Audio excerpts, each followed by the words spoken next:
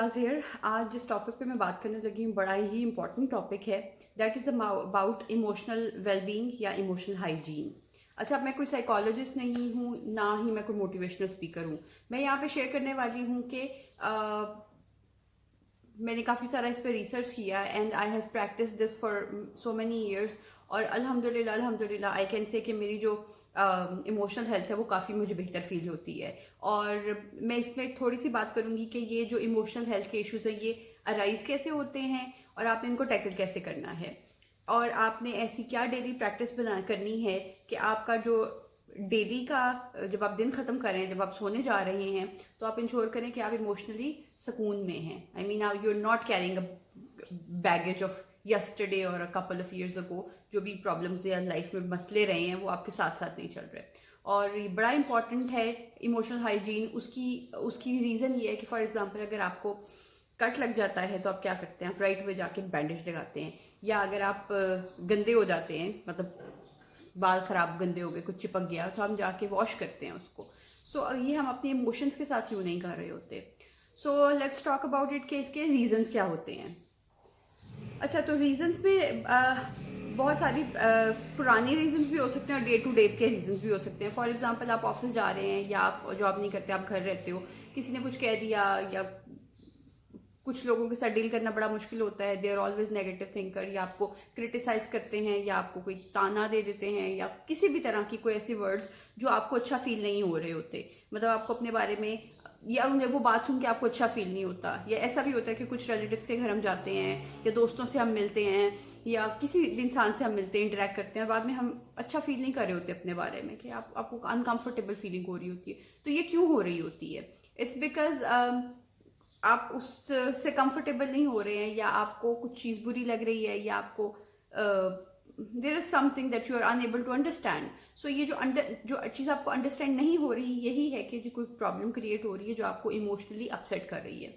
अच्छा, तो emotional hygiene जो है वो ये बात होती है कि पहले कि आप माइंडफुल होइए कि आपकी साइकोलॉजिकल हेल्थ है क्या, how do you feel about your self. या आप अपने डेली सुबह जब सो के उठ रहे हैं या दिन में पूरे दिन में आपको अपने कुछ बुरा फील तो नहीं हो रहा, यू डोंट फील मिजरेबल, कुछ अजीब सी, मतलब कुछ अजीब फीलिंग तो नहीं हो रही जो आपको समझ नहीं आ रही। अगर नहीं आ रही तो फॉर श्योर ये आपकी इमोशनल हाइजीन का कोई इशू हो सकता है।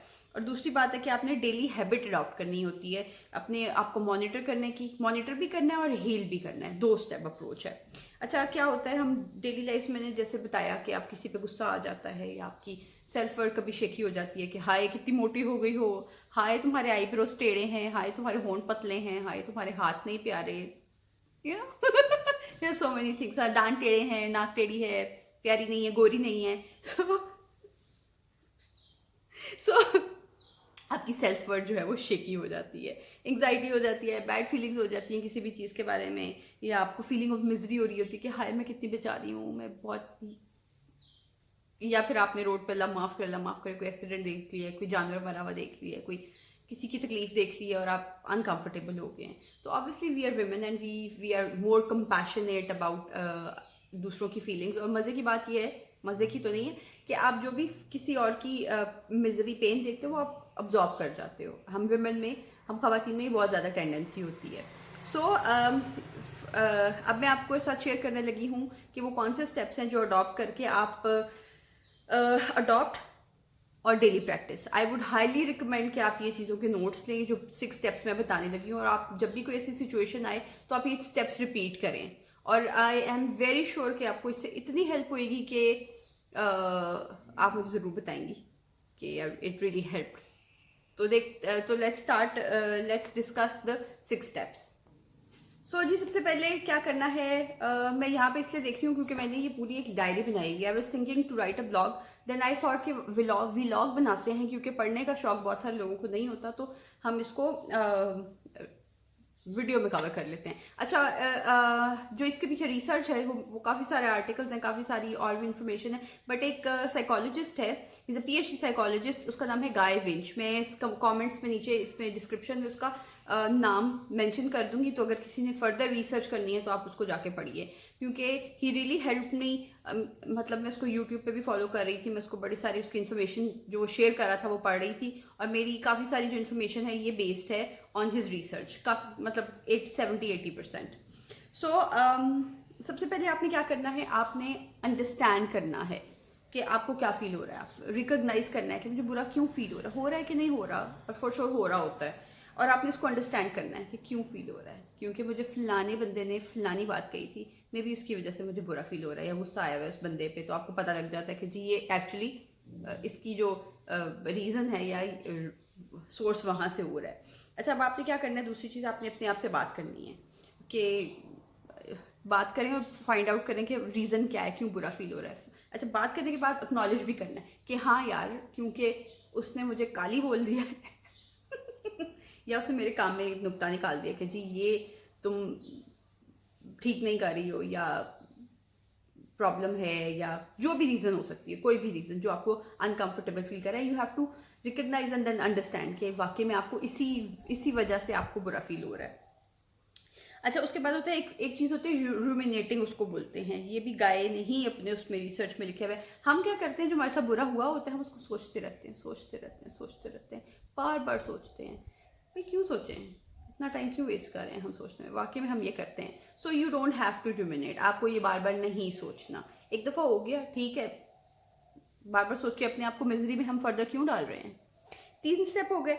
जो है चौथी चीज़ वो ये है कि you have to call a friend, या मिलें अपने दोस्त को या फ्रेंड्स को, या फैमिली, आपकी फ्रेंड्स फैमिली भी हो सकती है, कोई भी हो सकती है. Just talk to somebody about it, how you feel about it. ठीक है, टॉकिंग हेल्प्स अ लॉट. हम बहुत ज़्यादा इसको टॉक थेरेपी कहते हैं, जिसको ये मैं बहुत पर्सनली बहुत ज़्यादा प्रैक्टिस करती हूँ कि मेरी बहुत सारी फ्रेंड्स हैं, मुझे पता हो, मतलब जिसको भी बात करनी है, all you have to do is talk to somebody and listen to him और हर. और वो जो है बातें करते करते ना एकदम से वो फीलिंग चली जाती है, वो ख़त्म हो जाता है. या फिर आप वैसे ही बात करके सपोर्ट करके उसको हंस देते हो उस चीज़ पे, और you make fun of that comment, और sometimes of the person as well जो ये कह रहा है. देन यू आइडेंटिफाई कि यार इस बंदे का ट्रेट यही है, ये हर एक को ऐसी बात करता है या करती है. तो इसको इग्नोर करो और अपने ऊपर फीलिंग इस तरह बुरा फील मत करो. अच्छा, उसके बाद है दूसरी चीज़ है मी टाइम. मी टाइम ये है कि आपने बैठना है, चाय का कप ले लें या समथिंग जो भी आपको अच्छा फील करता है, बैठ के कोई अच्छी वीडियो देख लें, कोई अपने आप का मेकअप कर लें, अपने साथ कोई अच्छा सा टाइम स्पेंड करें, जाके बाहर गार्डन में बैठ जाएं, चाय पीजिए, कुछ अच्छी किताब पढ़िए. तो अपने आप को मी टाइम ज़रूर दें और उस फीलिंग को जो है जाने दें. आखिरी टिप जो है, tip number 6, that's let it go. गाना सुनिए फ्रोजन का, लेट इट गो, और जाने दीजिए यार, क्योंकि हम सब ने एंड में मर जाना है. तो फीलिंग्स बुरी रख के अपने आप को बुरा फील कराने का कोई फ़ायदा भी नहीं है. सो ये हो गए मेरे 6 स्टेप्स. अच्छा, एक फर्दर जो है सजेशन मैं वो ये दूंगी कि जब भी आपको ये ऐसा काम करने लगे तो एक कागज़ पेंसिल उठाइए, उसके ऊपर सारे पॉइंट्स लिखिए, आपको कब किसने क्या कहा था जो आपको बुरा फील हुआ. सारी डायरी अपनी पूरी लंबी सी लिख लें. मैंने तो मेरा ख्याल है 25-30-35 व्हेन आई स्टार्टेड राइटिंग, तो मैंने 25-30-35 चीज़ें इस तरह की.